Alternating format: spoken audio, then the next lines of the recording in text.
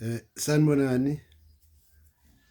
Today angithi last presentation sibuka ama-cost adalwa ilama agencies ama-department of government enawo ekuyibudget allocate ukuthi isize abantu as beneficiaries ukuthi the start of cost is to fund lama agencies, and we used example ka SASSA, we used example NASFAS, but there are many agencies akhona as one reads ukuthi ngisho kwa government employment pension fund usu administrated by agents, and before i-pocket yaba-employees ebi save for a number of years. It start by saving ama-incumbents of the agents, and they are all, most of them, they are in high position by name, so that they will justify the remuneration package that is high. So we have seen that. We've discussed it. Now today I want to touch on levies. There are many levies. There are a number of levies that we are paying. There are a number of levies. Levy is same as a tax. Let's start by value-added tax, VAT, which, and we look at the history of VAT with how it was started. VAT was imposed to our parents and grandparents by the apartheid regime. And if I remember well, it started at 11%. And what caused that VAT according to the apartheid regime? It was alleged, because it was not proven and no one was arrested, that two white men, I remember the other one's name was Armstrong, the National Party's regime alleged that these two white men frauded the coffers of the state to the level that the state did not have any money. Now I want, in other words, now you flag it. So we talk about corruption as new thing now. And all corruptive activities are attached to black people. So there's two white people frauded the coffers of the state to the point that the state became bankrupt. Now you can think how much the state has. The state has more than trillion rand in the coffers of the fiscal. So can you imagine if people were frauding the state to the point that the state was about to collapse?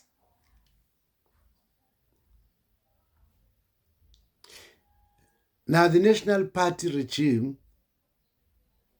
came up with the initiative that no, that's when they introduced the value-added tax to boost the fiscal of the country, if it was of the country, but we blacks were not part of that.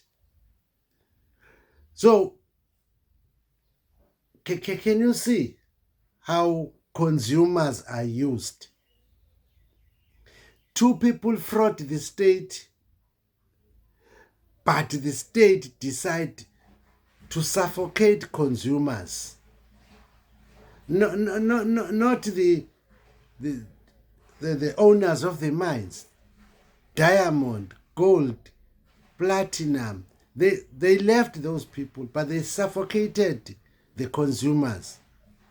Meaning, once you add VAT to the price of a good, you have increased the price of the good. Which means if the bread was 11 rand, now I'm going to buy bread with 12 rand 60 something, because now you are charging me this levy, which is called value added tax. You see? And look, because now, where is the problem? You don't say to me, if I come and buy grocery,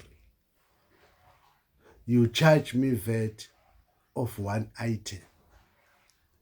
Each item has got its VAT. So can you calculate on your brain imaginary that, which means if your grocery was supposed to be 2,200, and how much levy or VAT do you pay at that time? If each item includes VAT. Not until there were some negotiations or somewhat where now they identified some goods that will be exempted in VAT. But white people are are criminals. You can't trust them. They may say in writing they exclude the VAT in bread. But the VAT that was supposed to be in bread will be spreaded to other items. You see? So that is how VAT came into being, out of fraud of two people, be able to fraud the whole state. So the issue of fraud, good people, is not a new thing, and it's not only done by blacks. White people are corrupt. They are corrupt to the core. Even this type of politics, it's a corruption. That you take the resources of the people and you leave them destitute, using their resources to your own benefit alone. That's corruption. That is fraud. But as natives, if you can come together as natives, no person should be owning a four-roomed house. In South Africa, in KZN, in reality, the smallest house should be a 3-bedroomed house. So there is one a levy that suffocates us as consumers, and thus contribute in affecting the buying power of our monies negatively. Now, then we come to this. We had a hope. We had aspirations. We had dreams before 1990. We had that belief that once we take over our country,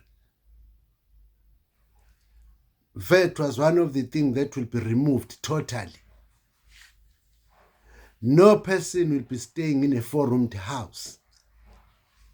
Because at that time we were saying the four-roomed house built by the apartheid government is small. So that is how we are affected. Because good people in the current dispensation, centrally to everything, you need money. Have you ever seen a person who has retired, who is well-to-do? Even a person who was working for the government for many years, whatever position the person was holding. But have you ever seen any person who has retired, who is living a lavish life, that a young child would look at that, oh, if I've studied to this level and worked for the government, even if I retire, I will be living this kind of life? None. And then let's come to the other levy, comrades. Good people. The levy that was imposed on plastics in shops. And at that time, the Minister of Environment was Valimus. I was listening to TV, listening to him. But the question I was asking, if you have a problem that people are throwing plastic anyhow,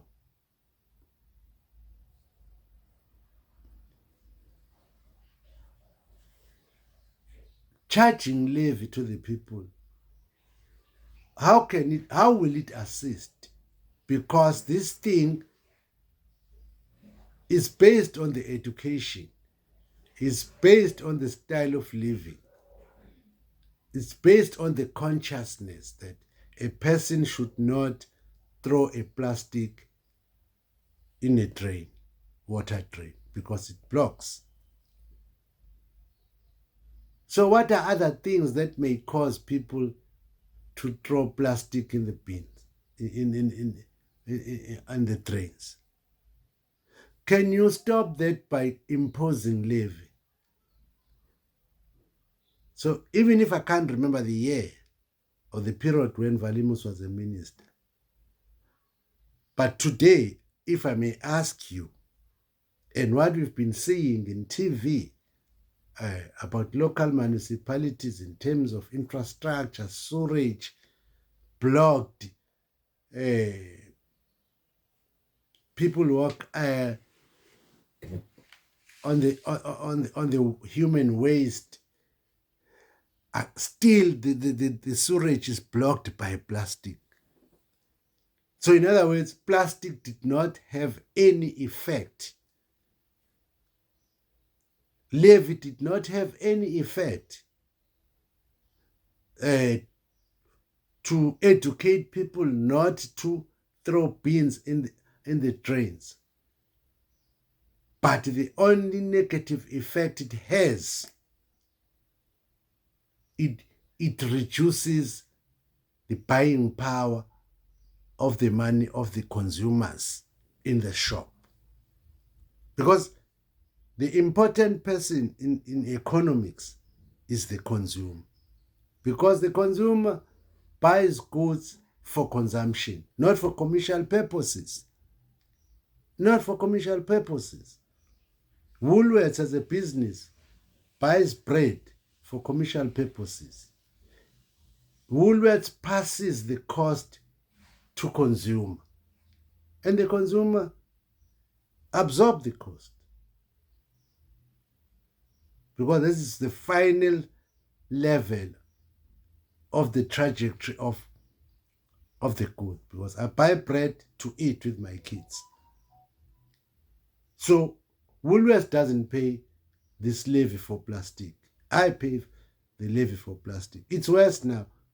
If I'm talking about Woolworths, now they've come up with black bags. They cost about 6 rands. So if your grocery needs 5 bags, so you need to pop up 30 rands for that, So